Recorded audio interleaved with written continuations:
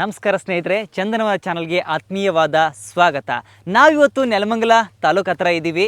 ಇಲ್ಲಿ ಟೊಮೊಟೊ ಬೆಳೆಯುವಂತಹ ರೈತರ ಒಂದು ತೋಟಕ್ಕೆ ಬಂದಿದ್ದೀವಿ. ಇವರು ಟೊಮೊಟೊವನ್ನು ಹೇಗೆಲ್ಲ ಬೆಳೆದಿದ್ದಾರೆ, ಬೆಳಿಬೇಕಾದ್ರೆ ಯಾವೆಲ್ಲ ತಂತ್ರಜ್ಞಾನವನ್ನು ಅಳವಡಿಸ್ಕೊಂಡಿದ್ದಾರೆ ಅನ್ನೋದ್ರ ಬಗ್ಗೆ ಸಂಕ್ಷಿಪ್ತವಾದ ಮಾಹಿತಿಯನ್ನು ತಿಳ್ಕೊಳ್ಳೋಣ ಬನ್ನಿ. ಟೊಮೊಟೊ ಬೆಳೆದಂತಹ ರೈತರ ಜೊತೆಗಿದ್ದೀವಿ.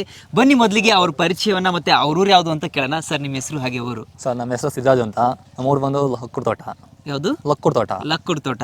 ಸರ್, ನೀವು ಯಾವಾಗಿಂದ ಟೊಮೊಟೊನ ಬೆಳೀತಾ ಇದ್ದೀರಾ? ಸರ್, ನಮ್ಮ ತಂದೆ ಕಾಲದಿಂದ ಬೆಳೀತಾನೆ ಇದ್ದೀವಿ. ಈಗ ನಾವು ಬೆಳೆಯೋಕ್ಕೆ ಇದು ಮಾಡಿದ್ದೀವಿ.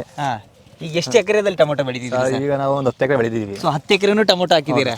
ಹಾಗಾದ್ರೆ ಈ ಟೊಮೊಟೊ ಬೆಳೆಯಲ್ಲಿ ನಿಮಗೆ ಸಮಸ್ಯೆ ಏನು ಬರುತ್ತೆ ಸರ್? ಸರ್, ಸಮಸ್ಯೆ ಅಂದರೆ ಕಾಯಿ ಕೊರಕ, ಈ ಕಾಯಿ ಈ ಕಲೆಗಳು, ಅದೆಲ್ಲ ಪ್ರಾಬ್ಲಮ್ ಬರುತ್ತೆ ಸರ್. ಹಾಗಾದ್ರೆ ಪರಿಹಾರವಾಗಿ ಏನು ಕಂಡುಕೊಂಡಿದ್ದೀರಾ? ಸರ್, ಕಂಪ್ನಿ ಒಂದು ಬಫಿಯೋನೋ ಒಂದು ಪ್ರಾಡಕ್ಟ್ ಕೊಟ್ಟರು. ಓಕೆ. ಪ್ರಾಡಕ್ಟ್ ಹೊಡೆದ್ಮೇಲೆ ನಮಗೆ ಬೆಳೆ ಚೆನ್ನಾಗಿ ಸೂಪರ್ ಬಂದಿದೆ. ಹೌದು. ಯಾವ ಟೈಮಲ್ಲಿ ನೀವು ಬೆಳೆನ ಸಿಂಪಡಣೆ ಮಾಡಿದ್ರಿ? ನಾವು ಈ ಟೈಮಿಗೆ ಇದು ಕಾಯಿ ಕಚ್ಚೋ ಟೈಮಿಗೆ ಸಿಂಪಡಣೆ ಮಾಡಿದ್ವು. ಕಾಯಿ ಕಚ್ಚೋ ಟೈಮಲ್ಲಿ ಈ ಬ್ರೋಫಿಯನ್ನ ಹಾಕಿದ್ದೀರಾ? ಸೊ ಇವಾಗ ಪರವಾಗಿಲ್ವಾ ರಿಸಲ್ಟ್? ಇವಾಗ ಪರವಾಗಿಲ್ಲ ಸರ್. ಅಂದ್ರೆ ಕಂಟ್ರೋಲ್ ಬಂದಿದಾವ? ಕಂಟ್ರೋಲ್ ಬಂದಿದೆ. ಬಫಿಯೋ ಯೂಸ್ ಸ್ಪ್ರೇ ಮಾಡಿದ್ಮೇಲೆ ಎಲ್ಲಾದ್ರೂ ಒಂದು ಕಾಯಿ ಕೊರಕ ಎಲ್ಲಾದ್ರೂ ಒಂದು ತೋರಿಸಿ ಸರ್. ಹೌದಲ್ವಾ? ತುಂಬಾ ಚೆನ್ನಾಗಿ ಬಂದಿದೆ ನೋಡಿ. ಕಾಯಿ ಬೇರೆ ಇಷ್ಟು ದೊಡ್ಡ ದೊಡ್ಡಗಿದೆ. ಹೌದು ಸರ್. ಇಷ್ಟು ಚೆನ್ನಾಗಿ ಬಂದ್ಬಿಟ್ಟಿದೆ. ಸೊ ಔಷಧಿ ಸ್ಪ್ರೇ ಆದ್ಮೇಲೆ. ಇಲ್ಲ ಅಂದ್ರೆ ಎಲ್ಲ ಕಾಯಿ ಕೊರಕಕ್ಕೆ ಈಡಾಗ್ಬಿಡ್ತಿತ್ತು ಅನ್ಸುತ್ತೆ. ನೋಡಿ ಸರ್, ಒಂದೊಂದು ಟೊಮೊಟೊ ಆಪಲ್ ಇದ್ದಂಗಿದೆ. ಓ ಅಲ್ವಾ? ಸೂಪರ್ ಆಗಿದೆ ನಿಜ. ಆಪಲ್ ತರನೇ ಇದೆ ಸೈಜಲ್ಲೂ ಕೂಡ. ಸೊ ತೋಟದಲ್ಲಿ ಎಲ್ಲ ಹಿಂಗೆ ಇದೆ ಸರ್? ಸರ್, ಎಲ್ಲ ಇದೇ ಥರ ಇದೆ. ಇಳುವರಿ ನೋಡಿ ಸರ್ ಯಾವ ಥರ ಇದೆ ಸರ್. ನಾವು ಬೋಫಿಯೋ ಯೂಸ್ ಮಾಡಿದ್ಮೇಲೆ ಇಳುವರಿ ಸಕಲ ಬಂದಿದೆ. ಗಿಡನೂ ಚೆನ್ನಾಗಿದೆ, ಡೆವಲಪ್ಮೆಂಟ್ ಇದೆ. ಪಿಐ ಇಂಡಸ್ಟ್ರಿ ಅವರ ಬ್ರೋಪ್ರಿಯಾ ಕೀಟನಾಶಕವನ್ನು ನೀವು ಬಳಸಿದ್ದೀರಾ. ಸೊ ಈಗ ನಿಮ್ಗೆ ಕಾಯಿ ಕೊರಕ ಇದೆಯಲ್ಲ, ಇದರಿಂದ ಮುಕ್ತಿ ಸಿಕ್ಕಿದೆ, ಒಳ್ಳೆ ಬೆಳೆ ಕೂಡ ಬಂದಿದೆ ನಿಮ್ ತೋಟದಲ್ಲಿ. ಈಗ ಇನ್ನೂ ಸಮಸ್ಯೆಯಿಂದ ಬಳತಾ ಇರುವಂತಹ ಬೇರೆ ರೈತರಿಗೆ ಏನ್ ಹೇಳಕ್ ಇಷ್ಟಪಡ್ತೀರಾ? ನಾನು ನಾಳೆ ಸ್ಪ್ರೇ ಮಾಡಿದ್ದೀನಿ ಸರ್. ಸ್ಪ್ರೇ ಮಾಡಿ ರಿಸಲ್ಟ್ ನೋಡಿ ಚೆನ್ನಾಗಿದೆ, ಬಹಳ ಚೆನ್ನಾಗಿದೆ. ಬೇರೆ ರೈತರಿಗೆ ಸಜೆಸ್ಟ್ ಮಾಡೋಕ್ಕೆ ಇಷ್ಟಪಡ್ತೀನಿ. ಓಕೆ ಸರ್, ನೀವು ಬ್ರೋಪ್ರಿಯಾವನ್ನ ಸಿಂಪಡಣೆ ಮಾಡಿಬಿಟ್ಟು ಉತ್ತಮವಾದಂತಹ ಬೆಳೆ ತೆಗೆದಿದ್ದೀರಾ ಅಂತೇಳಿ ನಮ್ಮ ರೈತರಿಗೆ ಇಷ್ಟೊತ್ತು ತಿಳಿಸ್ಕೊಟ್ಟಿದ್ದೀರಾ. ಅದಕ್ಕಾಗಿ ತಮಗೆ ಧನ್ಯವಾದಗಳು. ನೋಡಿದ್ರಲ್ಲ ಸ್ನೇಹಿತರೆ, ಬದಲಾವಣೆಯ ಬಿಂದು ಬ್ರೋಪ್ರಿಯಾ ಯಾವ ರೀತಿ ರೈತರ ಜೀವನದಲ್ಲಿ ಬದಲಾವಣೆಯನ್ನು ತಂದಿದೆ ಅಂತ. ಈ ಬ್ರೋಪ್ರಿಯಾ ಬಗ್ಗೆ ಇನ್ನಷ್ಟು ಸಂಕ್ಷಿಪ್ತವಾದಂತಹ ಮಾಹಿತಿಯನ್ನು ಬಹಳ ಸರಳವಾಗಿ ವಿವರವಾಗಿ ನಾನು ತಿಳಿಸ್ಕೊಡ್ತೀನಿ. ವಿಡಿಯೋನ ತಪ್ಪದೆ ಕೊನೆಯವರೆಗೂ ನೋಡಿ. ರೈತರಾದ ನಾವು ನಮ್ಮ ಜೀವನವನ್ನು ರೂಪಿಸಿಕೊಳ್ಳಲಿಕ್ಕೆ ಕೃಷಿ ಮಾಡ್ತೀವಿ.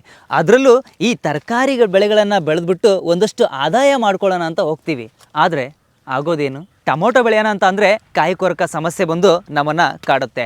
ಅದೇ ರೀತಿ ನಾವು ಎಲೆಕೋಸು ಬೆಳೆಯೋಣ ಅಂತ ಹೋದರೆ ಈ ವಜ್ರ ಬೆನ್ನಿನ ಪತಂಗ ಹುಳು, ರಬ್ಬರ್ ಅಥವಾ ಲದ್ದಿ ಹುಳ ಬಂದು ನಮ್ಮ ಬೆಳೆನೆಲ್ಲ ನಾಶ ಮಾಡುತ್ತೆ. ಈಗ ಬದನೆಕಾಯಿ ಬೆಳೆಯೋಣ ಅಂತಂದರೆ ಈ ರೆಂಬೆ ಹುಳ ಮತ್ತು ಕಾಯಿ ಕೊರಕ, ಹಸಿರು ಜಿಗಿ ಹುಳುಗಳು, ತ್ರಿಪ್ಸ್ ನುಸಿ ಬಂದು ಎಲ್ಲ ಬೆಳೆನೂ ನಾಶ ಮಾಡ್ತವೆ. ಬೆಂಡೆ ಬೆಳೆಯೋಣ ಅಂತಂದರೆ ಅಲ್ಲೂ ಕೂಡ ಇದೇ ಕೀಟಗಳು ಬಂದು ನಮಗೆ ತೊಂದರೆಯನ್ನು ಕೊಡ್ತವೆ.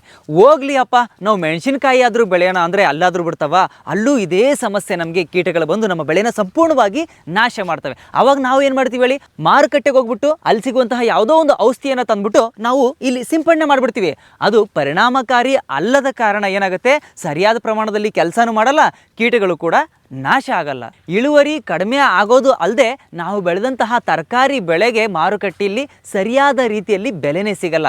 ಇದರಿಂದ ನಮ್ಮ ಜೀವನ ಅಧೋಗತಿ ಆಗುತ್ತೆ, ಜೊತೆಗೆ ನಾವು ನಂಬಿದಂತಹ ಬೆಳೆ ನಮಗೆ ಕೈ ಕೊಡುತ್ತೆ. ಹಾಗಾದರೆ ಇದಕ್ಕೆಲ್ಲ ಪರಿಹಾರ ಇಲ್ವಾ? ಕೀಟಗಳಿಂದ ಬೆಳೆ ರಕ್ಷಣೆ ಮಾಡೋದಕ್ಕೆ ದಾರಿ ಇದೆಯಾ ಅಂತ ನೋಡಿದ್ರೆ ನಮಗೆ ಕಾಣೋದೇ ಈ ಬ್ರೋಪ್ರಿಯಾ. ಹೌದು ಸ್ನೇಹಿತರೆ, ಬ್ರೋಪ್ರಿಯಾ ಅಂತಿಂತ ಕೀಟನಾಶಕ ಅಲ್ಲ. ಇದು ವಿಶಾಲ ಶ್ರೇಣಿಯ ಕಾರ್ಯವೈಖರಿಯ ಜೊತೆಗೆ ರೋಗ ನಿರೋಧಕ ಶಕ್ತಿಯನ್ನು ಬೆಳೆಸಿಕೊಂಡ ಕೀಟಗಳ ವಿರುದ್ಧ ಅತ್ಯಂತ ಪರಿಣಾಮಕಾರಿಯಾಗಿ ಕೆಲಸ ಮಾಡುವುದು ಅಲ್ಲದೆ ಎಲೆಗಳ ಹಿಂದೆ ಅವಿತು ಕುಳಿತಿರುವಂತಹ ಕೀಟಗಳನ್ನು ಕೂಡ ಇದು ಅತ್ಯಂತ ಪರಿಣಾಮಕಾರಿಯಾಗಿ ನಾಶ ಮಾಡುತ್ತೆ.